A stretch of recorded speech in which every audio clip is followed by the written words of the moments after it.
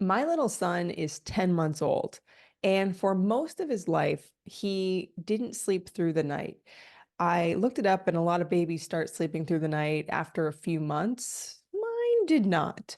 And I wasn't sure how to fix that situation. And I was trying a whole lot of throwing spaghetti at the wall, and nothing was sticking. I would do things like go in there, pick him up. I would see if he could cry it out. I couldn't do that for more than a couple minutes. I would go in there and just stand there. I would feed him, move him to a different room. I'd go sleep on a couch downstairs with him so he wouldn't wake up my husband. I would bring him into the bed sometimes, which I know is perhaps not the best idea.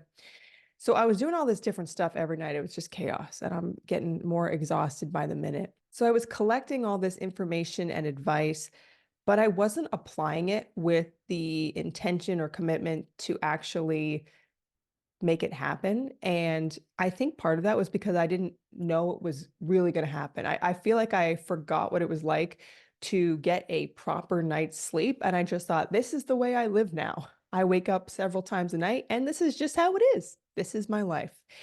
And just kind of accepting that. And it was not good. And how I'm thinking about this scenario now is it was kind of like a mental log jam. There was just so much information and it was getting stuck. And the trouble was there was also the water was rising, the tension was rising, and it all culminated with one night when it was awful. One of those nights when me and my husband were both very, very tired. And it's like 3 in the morning, there's a crying baby at such a high pitch, and I'm going out trying to help the baby. Husband is angry because he's like, we should have this figured out by now. Not angry at me, just this whole situation. We're just exhausted, yelling, stressed, rage, exhaustion, all those emotions that you just don't need at so late at night. It was really just that explosion. And it sucked. It was awful. And but there's something I really took away from this because as I was sharing with you, it felt like that mental logjam. And do you know one of the ways that a logjam is released? Dynamite. Dynamite. Um, Dynamite is used to clear log jams out in the wild. Sure, a boat could be used in the earlier stages to go and try and yank out some of that wood. It is quite dangerous, but it can happen. But the reason I bring this up is this is a episode of Awesome Living. I'm Gwen Awesome, by the way. And I feel like this idea of log jams, so many of us get into these log jam situations, mostly with the big three, which is wealth, health, and relationships, lot of love relationships.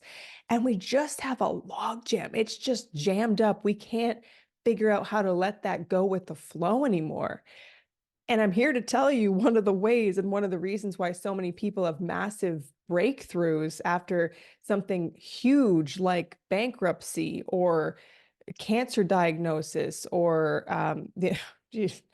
something big is because it's like dynamite went off and it is just allowing the flow to get back.